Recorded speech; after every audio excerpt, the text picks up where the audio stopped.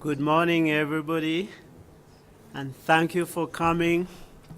My name is Gilbert Kadiagala from the Department of International Relations at WITS, and I'm very happy to be chairing this important session this morning. We're going to listen to Yaki Celias to present on matching aid to Africa's priorities. It's a part of a report that was just been produced recently. The report was made possible with the support of the Hans Seider Foundation. The ISS is also grateful for the support from the other members of the ISS Partnership Forum, particularly the governments of Australia, Canada, Denmark, Finland, Ireland, Japan, the Netherlands, Norway, Sweden, and the United States.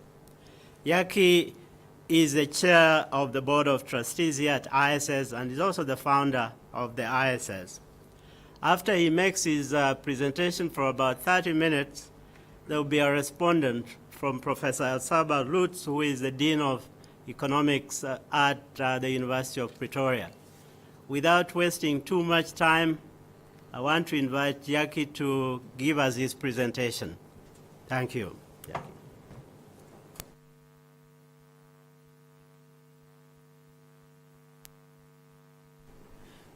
Thank you, Gilbert, and thank you to Professor Elsaba Lutz for being here today and acting as respondent. The paper, Fertility, Growth and the Future of Aid in Sub-Saharan Africa, was one of the regular papers that we introduce and have done with the support of the Hans Seider Foundation. And I am going to briefly present to you the key findings from the paper and show you a short video to summarize those findings.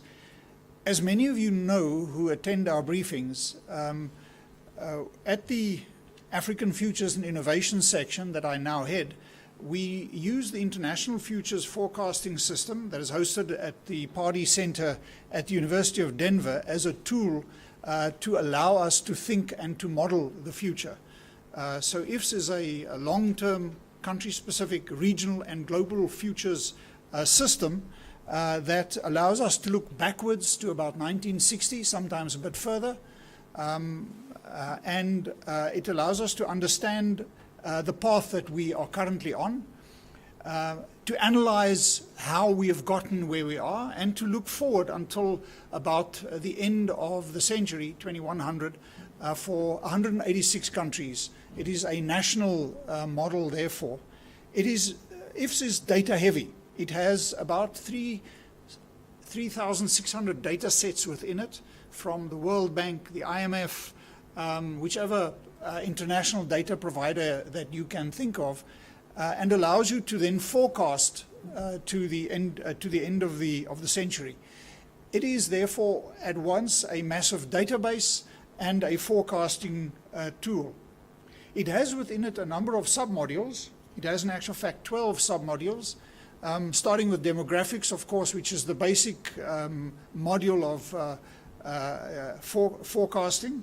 It's got an education, health, economics, finance, governance, international politics, agriculture, technology, infrastructure, environment, and energy submodules. As I've said, these are for 186 countries and allows us to look how we have gotten where we are and to look at different scenarios of the future. IFS is open source and freely available. We can download it. And I think the big difference between IFS and almost anything else that's out there is that these different submodules are all integrated. They speak to one another. So when we change the provision of water and sanitation in South Africa, it changes fertility rates, it changes GDP per capita, it changes everything, it changes the world GDP, to use one example. So I'm going to be using IFS for the forecast that I'm going to present to you. And I want to start here, which is a little bit of a story of where Africa has come from. So this is a graph that on the one hand, on the left hand, shows thousands of GDP per capita and thousands of 2015 US dollars. And at the bottom, it is 1990 to 2015, sorry, 1960 to 2015. And this is really what has happened with Africa and with Sub-Saharan Africa's GDP per capita from 1960 to 2015. And we can see the initial improvements in GDP per capita and the subsequent regression, the low point in the towards the end of the 1990s, and then the period of relative improvements. So the growth improvements that we've seen since after 1994 have tapered off in about, started tapering off in about 2008, but they have been the longest in the continent's independent history. Yet, by 2017, year that we are in now, the estimate is that annual average income in Africa is only about $200 above what it was in 1972. So Africa has made progress, but it has not made significant progress. I'll put that in a different context. Same graph, but now I'm going to add to it the world average. So we see an interesting story of digression, of divergence between GDP per capita between the African average, Sub-Saharan African average, and the global average. And of course, because of that divergence, that is why Africa has received significant amount of aid. Africa has, on my calculation, received about $1.6 trillion from 1960 to 2015 in constant 2011 dollars, $1.6 trillion. The other regions, Asia and the Middle East, have received much less. In 2015, 2 years ago, in the last year for which the OECD has released comprehensive data, Africa received about $51.2 billion.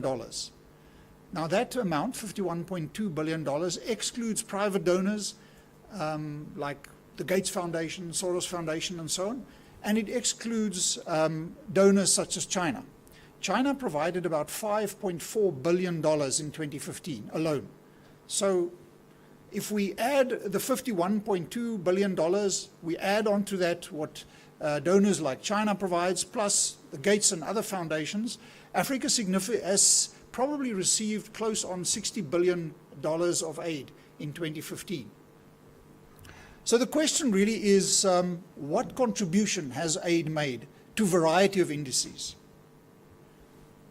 But let's first step back and make the argument that despite that divergence in income, average GDP per capita, there are some interesting statistics when we look at the extent to which Africa is either catching up or falling behind in the rest of Africa.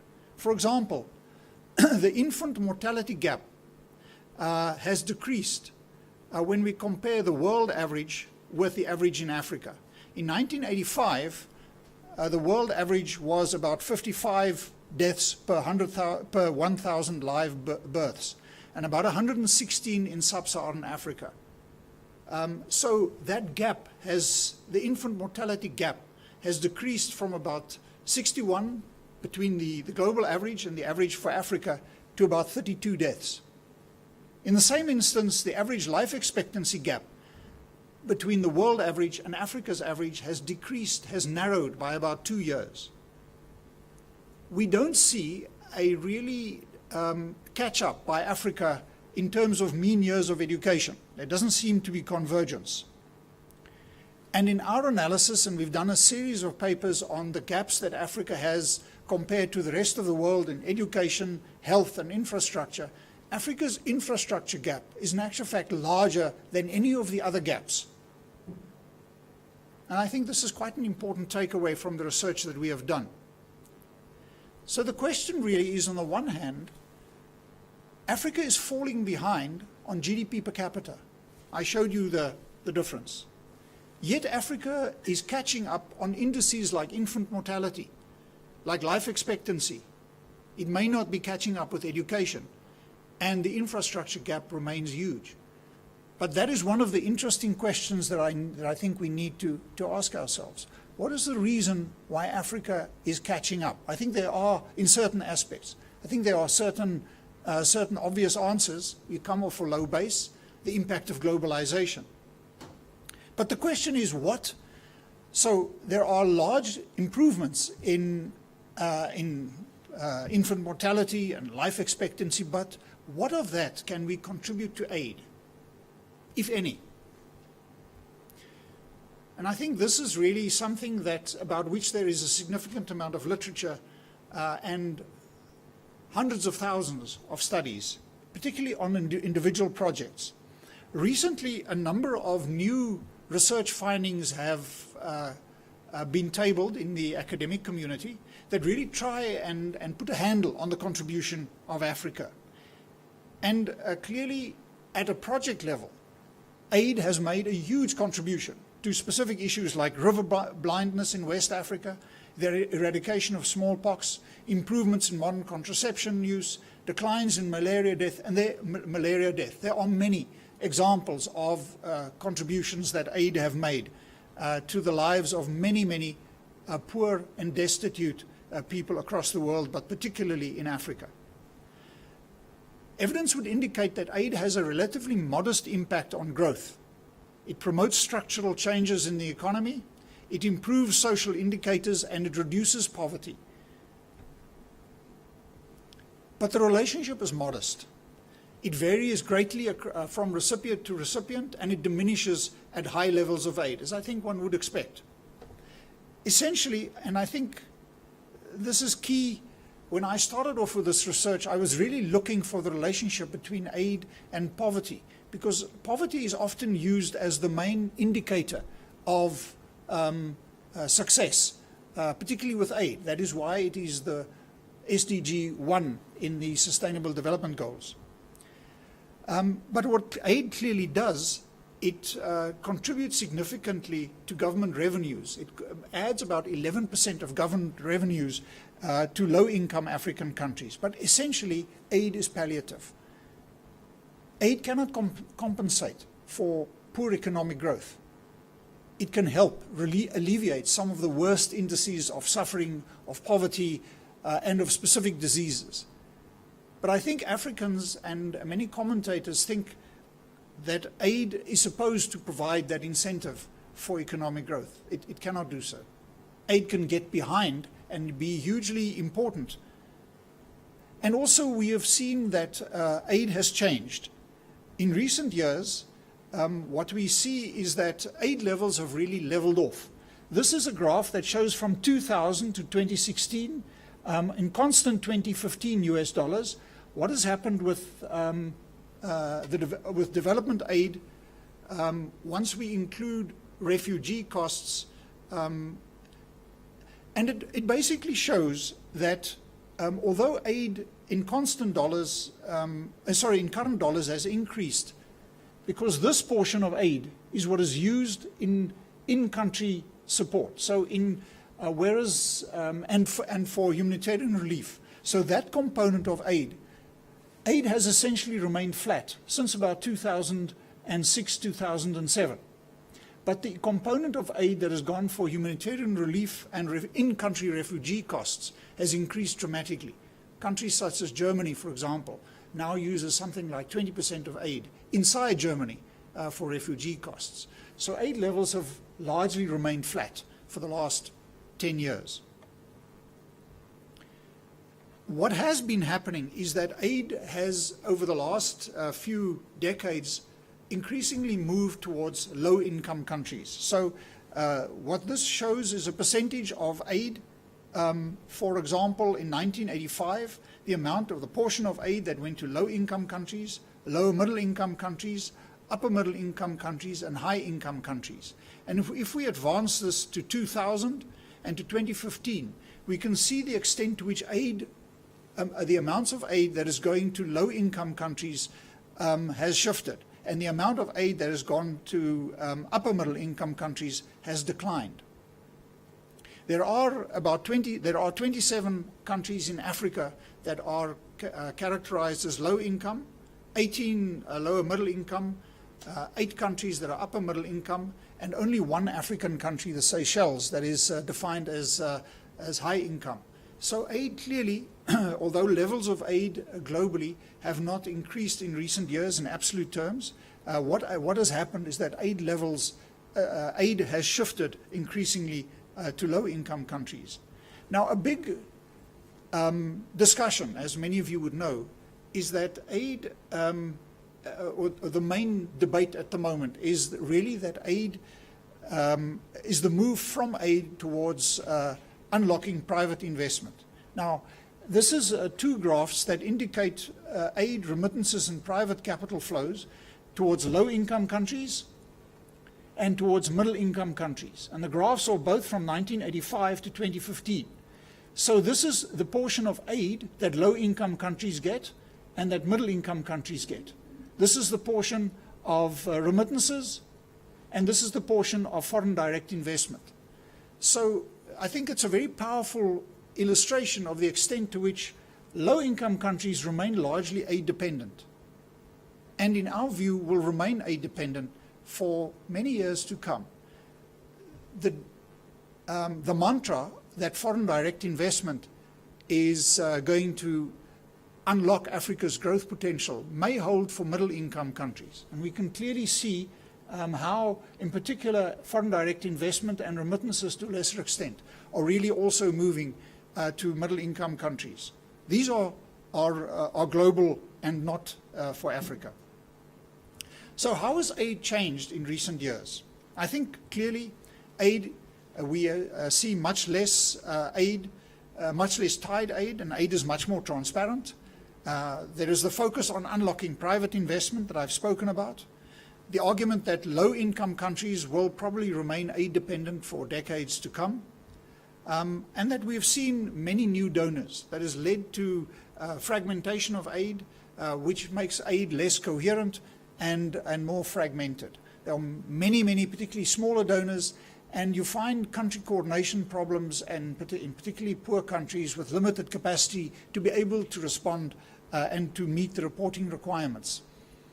So in that sense, the aid industry, if I can use that term, is struggling to deal with the many new aid donors and partners. If we then look specifically at aid to Africa, Africa, I've said at the start, received about $1.6 trillion of aid since 1960. In 2015, about $51.2 billion. An additional about $4 billion from private foundations. A country like China alone, about $5.4 billion. So that is about the total amount of aid that Africa received in 2015. This graph tries to show the relationship of aid and versus population growth. So on the left-hand side, we have millions of people. We have years from 1980 till 2015, and a graph that shows the total amount of aid, plus what has happened with various important events, like the Millennium Summit in New York, the Commission for Africa and the UN Summit, the impact of the global recession, the end of the NDGs, and the finalization of the SDGs. Now, what we can see when we compare that, on the left-hand side is the billions of aid dollars. On the right-hand side. On the left-hand side is population size. We can see that aid has not kept track with Africa's very rapid population growth. In actual fact, the gap is increasing. If we look at Sub-Saharan Africa, aid, remittances, and FDI, this is a graph from 1985, again till 2015. So this is what's happened in billions of dollars in terms of aid. Now, this is in current dollars, it's not in constant dollars. This is what has happened with remittances, and this is what's happened with foreign direct investment. So clearly, aid, all three have increased, but aid remains significantly important. On average, aid flows to Sub-Saharan Africa continues to exceed either remittances or private capital flows, although the latter two have increased significantly since the last 2 decades. By 2015, remittances were about $39 billion, and private capital flows about $44 billion. So these are about more or less the same. by 2015. Nigeria gets the most remittances, as we would know and as we would expect, and Lesotho is the most remittance-dependent country in Africa. Now, so the first part of the paper is really an analysis, what I've briefly presented, about the nature of aid, history of aid, its impact, and so on.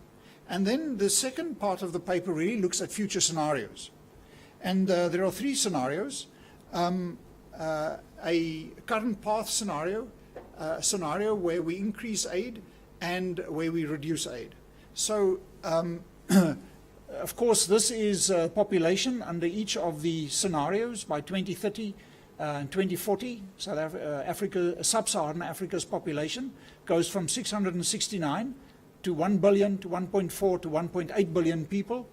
And the current path, the scenario starts off with that Sub-Saharan Africa gets $44 billion in aid in 2015.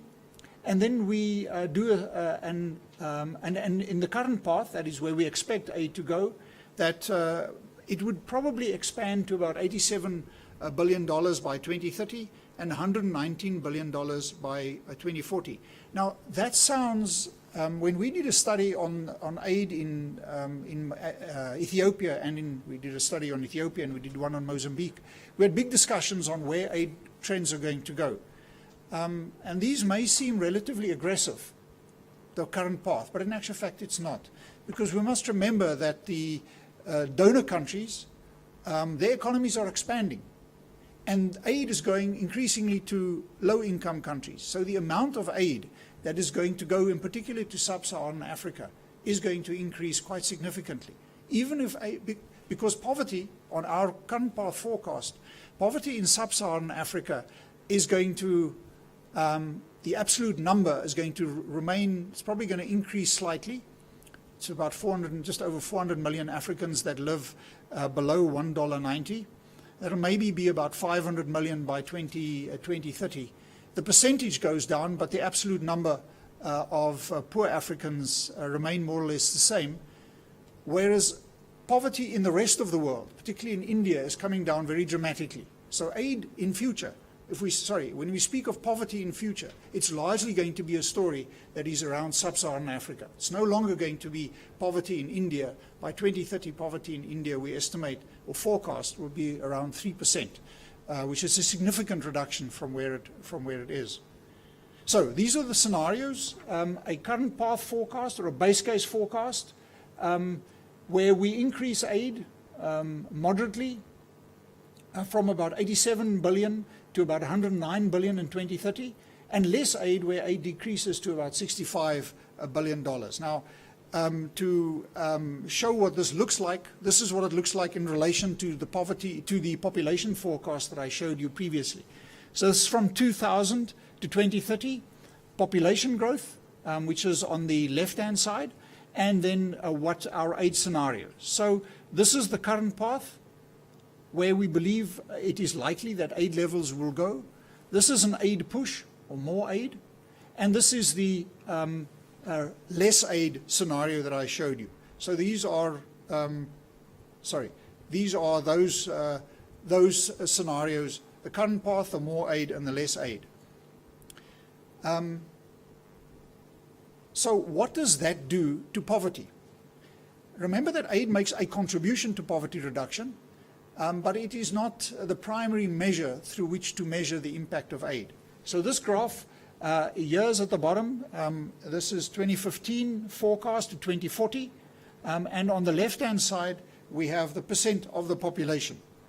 And this looks quite good, because this would be the three scenarios where we can see the current path, which is always in black, more aid, which of course reduces poverty, and less aid, which means it increases poverty. And the poverty percentage therefore goes from its current about 43% to, in the base case forecast, about 31.5%. This looks like a very dramatic reduction, but remember the scale on the left-hand side goes from 30 to 44.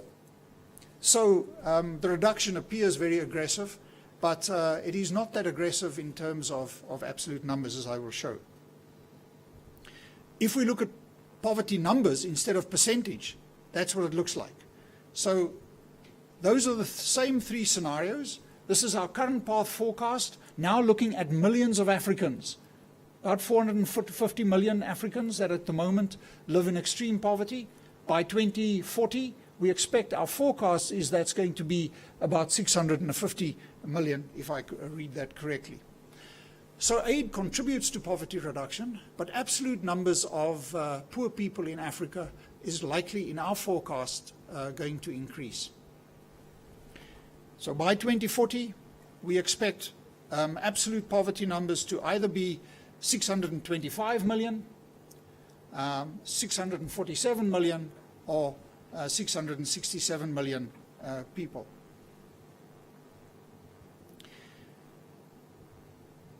If we compare that with, if we then place that same graph in relation to Africa's total population, that's what it looks like.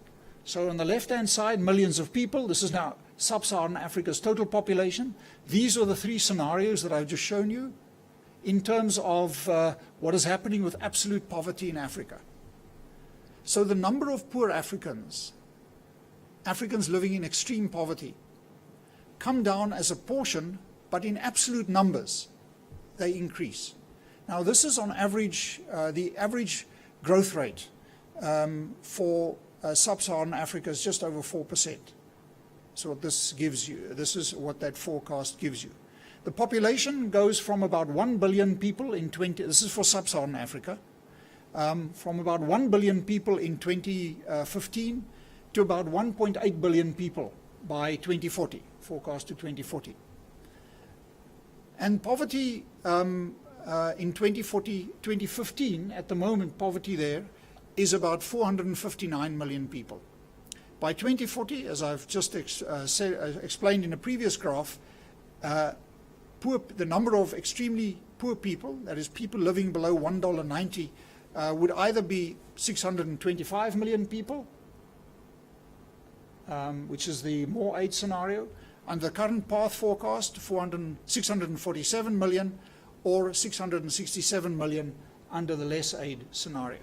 So after we did this analysis, which is a relatively underwhelming finding in terms of what contribution aid makes to poverty reduction, under a relatively robust growth contribution, we asked the question, what more can be done?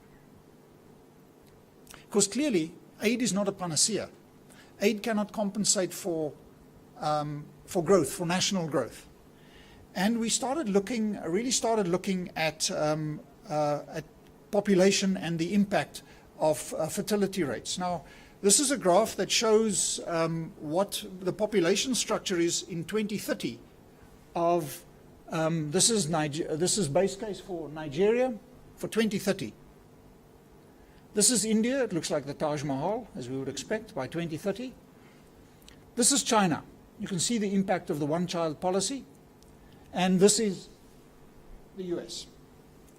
And we really looked at the relationship between growth and demographics. And that is a very strong relationship, a much stronger relationship than I think many of us realize. And there, Sinkota from the Brookings Foundation has done a significant amount of work on the relationship between population structure and growth and poverty alleviation. And the issue really is, how quickly can Africa get to its demographic dividend? The demographic dividend we define is the portion of Africans that are below 14 years and older than 65 years. And Sinkota's finding is really that you get to a demographic dividend if the portion of people below 14 years are less than 30% and above 65 is below 15%.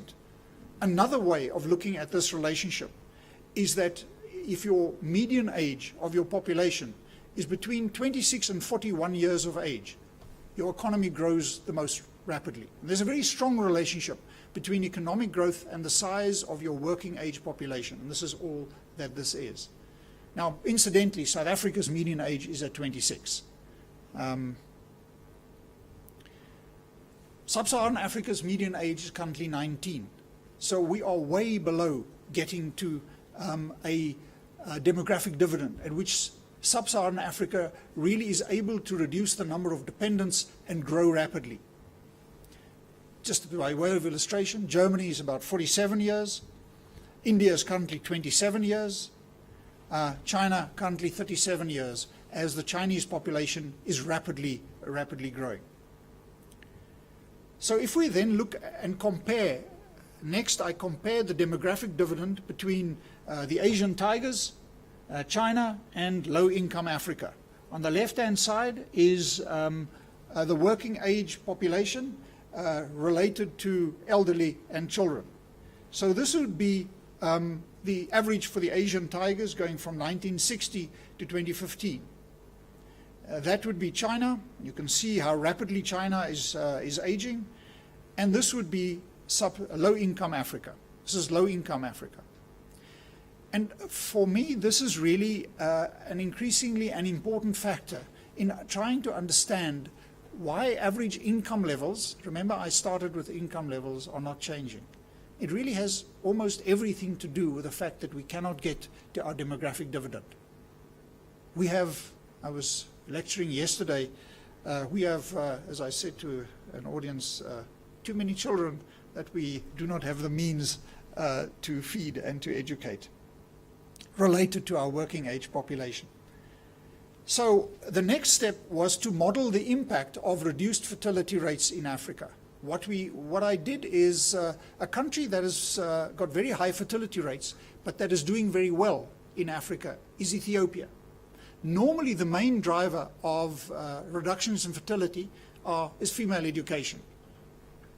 Then there is also urbanization and a number of other factors. So if you want to reduce fertility, increase particularly female education, particularly female education of young girls and of girls and young women. But what Ethiopia has done is Ethiopia, through donor assistance and through investments in health and contraception, is reducing its fertility rates much more rapidly than almost any other African country from a very high base. So what I did is I did a scenario where I where I made the rest of other low-income countries in Africa catch up with Ethiopia's reduction by 2030. And the impact of that is as follows. So this is sub-Saharan poverty rates. This is the three scenarios that I showed you previously. And then I took the current path forecast and I simply modeled what would be the impact if Africa got to reduced fertility as rapidly as Ethiopia does. And that's the impact. This is in a sense fairly obvious because we're reducing the number of dependents. So much more rapid poverty reduction if sub-Saharan Africa, those countries that have higher fertility rates than Ethiopia, can get to where Ethiopia is headed. This graph shows on the left-hand side the percentage of people in the age bracket 15 to 65 years. It is from 1960 to 2050. And this is for sub-Saharan Africa. This is Germany. This is India and China. The point that I'm reinforcing simply is to make the point that Africa is not getting to its demographic dividend and will take, only in actual fact gets to its demographic dividend literally in the second half of the century. Africa's population continues to grow. By way of example, I think it's by about 2050, Nigeria has a median age of 23. By that time, Nigeria has more than 400 million people. It is one of the most rapidly growing populations in the world. So, to conclude, I think the paper finds that aid helps, firstly, but that large amounts of additional aid is unlikely. I showed you that even under the increased aid, the more aid scenario, aid hardly stays abreast of population growth. Aid at best supports the inflow of capital. Aid works best when there is accountability and careful monitoring of use. So this brings us to the debate of conditionality and local ownership, which is a difficult debate. And of course, its success depends upon alignment with domestic support base. This is all fairly obvious. We all know this. Donors try their best to implement this, and Africans try their best to fight this off. But I think our forecast also indicates that poor countries are likely to remain aid dependent. Yes, middle-income countries will gain from FDI, and they will grow on the back of crowding in private investment. But private investment does not flow to poor countries, and it will not flow. There are many efforts to try and unlock that. But it's, every forecast, every analysis that you do shows that aid will remain the largest source of a large source, much larger than remittances or foreign direct investment.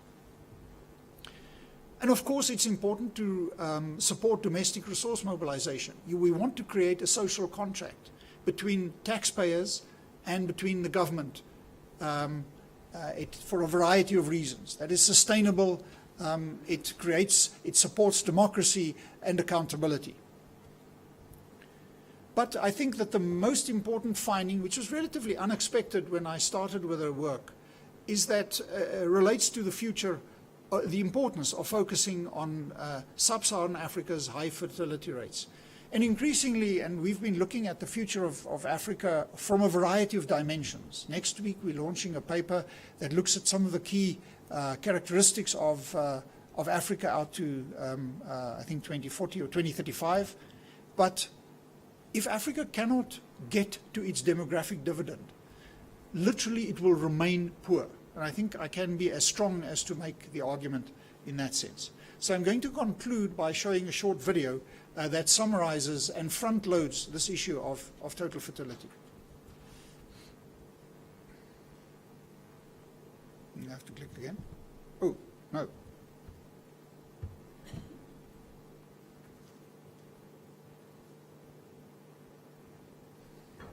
Population growth lies at the root of Sub-Saharan Africa's inability to reduce poverty and improve livelihoods, despite the provision of significant amounts of aid and, recently, strong growth.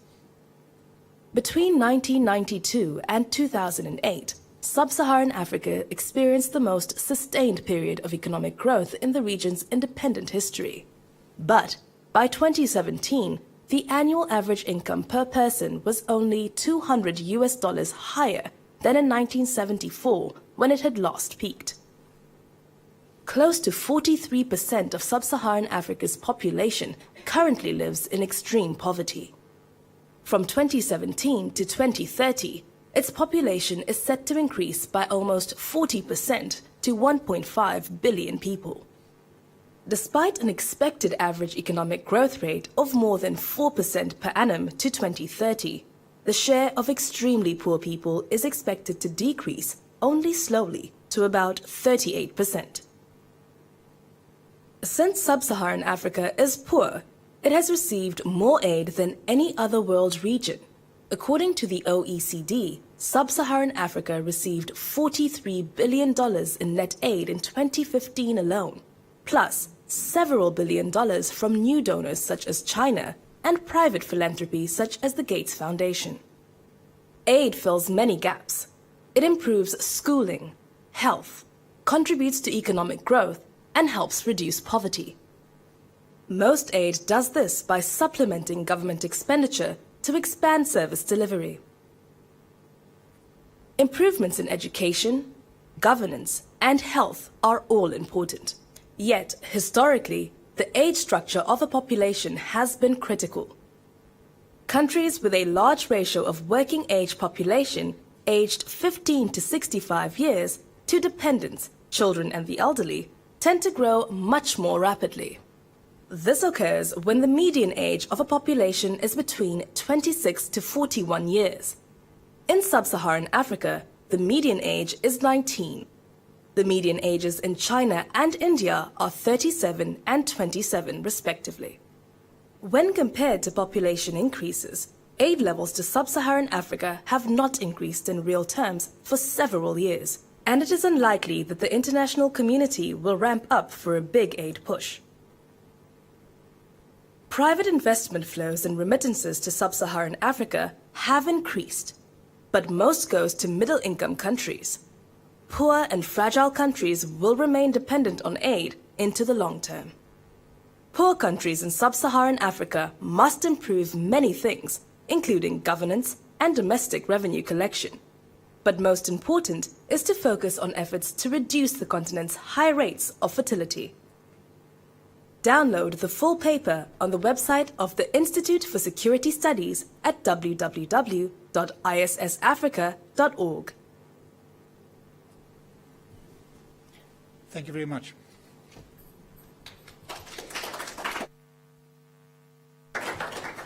Thank you, Yaki, for the sobering figures and an interesting presentation. Now I invite Professor Lutz to respond to the presentation. Thank you, Gilbert. I think you would all agree that this is a very interesting paper, and especially the infographics on the video is extremely interesting in summarizing that. Well, of course, we all know that Africa is growth constrained. That has been highlighted by many reports, the latest or the NEPAD report and all the reports before that. So we all know that Africa surely needs an inflow of capital to fill this gap. Now, aid flows, of course, is an important component, as has been shown by Yaki in filling this gap.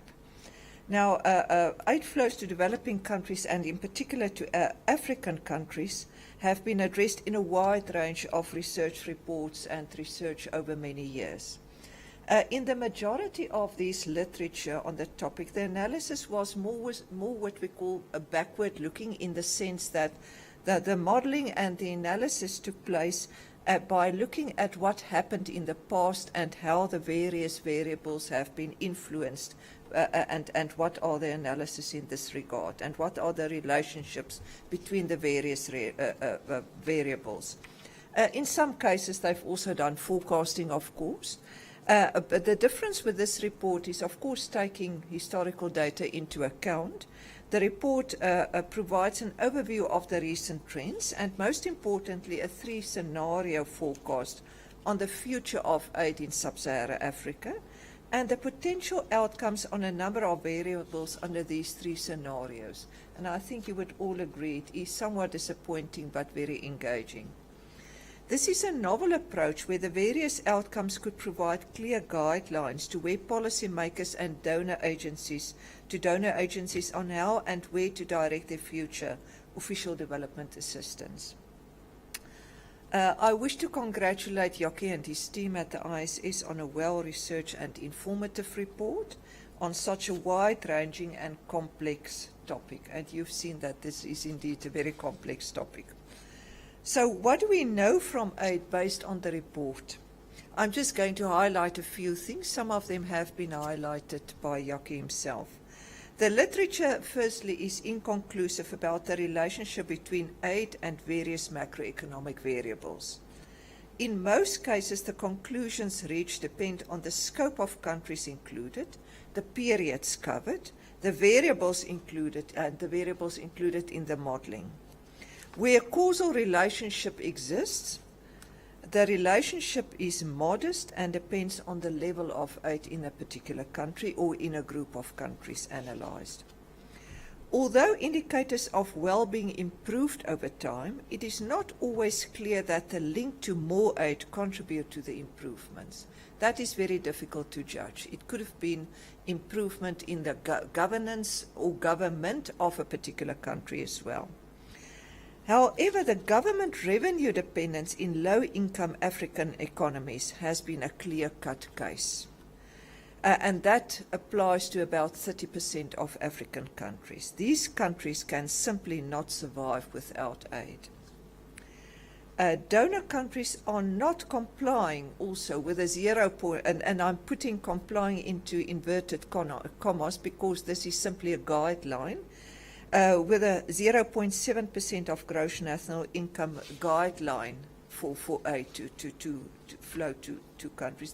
The only group of countries that come close to that and comply in certain years, of course, those countries in the Nordic region. The various UN initiatives such as the Millennium Development Goals, the World Summit, the UN World Summit with the Commission for Africa, and the recent Sustainable Development Goals have indeed strengthened the importance of and interest in, as well as the responsibility of advanced economies of the importance of aid. The advanced economies are just as interested in the Sustainable Development Goals than emerging and developing economies. Looking back at the 1990s and the dominance of the Washington Consensus, it is clear that donors are adapting their aid flows according to the flavor of the moment trends or guidelines. In this respect, then, the guidelines set by the Millennium Development Goals and the new Sustainable Development Goals could be clearer guidelines to donors on where to focus their aid. However, conflicts of interest in donor countries and donors still trapped in structural adjustment thinking mode are impacting on the effectiveness of aid, and that differs from country to country. However, conflicts of interest in donor countries and donors still trapped in structural adjustment, I've covered that, sorry. A number of new players in the aid scene are important, and Yaki has highlighted that. Very interesting, the prominence of more South-South donors versus a dominance of North-South participation in the donor scene. And of course, the crucial role that China has started to play in the donor space. Of course, the more fragmentation aspect has also been highlighted. Aid on its own is not sufficient to foster and sustain growth and development. I think that is important to note. Furthermore, an aspect that the report highlights is the crucial importance of, firstly, strong institutions to absorb and direct aid in combination with development-oriented political leadership. The development orientation of a government seems to be one of the crucial aspects that's been needed in many African countries to ensure the efficient absorption of aid. The complexity, dynamics, volatility, nature, and uncertainty of capital flows to African countries have been highlighted in detail and remain challenging. Now, to look at the three scenarios discussed, they provide interesting analyses on the various outcomes. The significant impact on government expenditure again highlights the level of aid dependence in especially low-income economies. The complexity of the various dimensions of aid, and we've mentioned that it is certainly not a one-size-fits-all scenario, emphasize the important role of the nature of the recipient country policy environment in combination with the development of, like I've mentioned, a strong development-oriented leadership in the country. Looking at the demographic dividend, the fact that Africa is not at the stage yet to receive the benefits of the demographic dividend, the importance of declining fertility rates, even in combination with a continuation of the current path in aid flows, proved to be a very, very powerful conclusion and contribution of this report. One should also keep in mind that the benefits of the demographic dividend could only be reaped when the unemployment rate of countries declines. So it won't mean much when you've got a pool of people in the working age population without access to employment opportunities. So the question that I want to raise is what could destabilize aid to Africa in future, taking into account that the continent is still largely dependent on aid flows, especially the low-income 30% part of the continent. I've highlighted, I'm going to mention a few things, but this is, of course, open for discussion, and I think there are many more aspects to be taken into account. The first one that I wish to raise is the US government position under the current president, whether over the long term that could have an impact on aid flows to Africa. Africa is clearly not on the current US radar. The impact of the migration crisis on EU donors and the fact of Germany focusing more of its aid flows inwardly has been highlighted.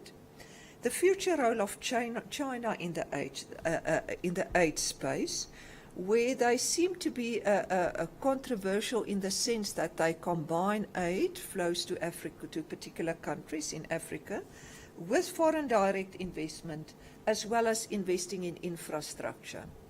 Their decision-making powers and lines are also very short, in the sense that they can, over a short time span, decide to provide aid to a specific country, and in some cases strengthening the governments of that country or the need of a specific president or government. And in this respect, the case of Gambia is quite interesting, where they provided aid flows, built a presidential palace, as well as in certain cases providing positive and in other cases negative support to infrastructure development. Regime changes and political instability in Sub-Saharan Africa. Of course, Africa remains politically vulnerable, and that also impacts on the effectiveness of aid. What will be a strong impetus for aid flows to Africa? And in this respect, the Sustainable Development Goals could provide clear guidelines on where countries and donor countries should focus their aid on and taking that into account. Donors look for direction all the time to target their aid flows. So to conclude, this report could guide donors in decision-making on aid flows. It could also provide critical information to African countries, especially the high aid dependency ones. What should African countries do to be less dependent on aid? I think that is a clear question to be raised, especially for the pool of low-income African countries. Thank you.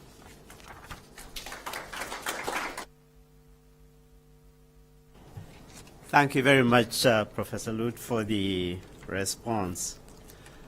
We are now going to enter the question and answer period.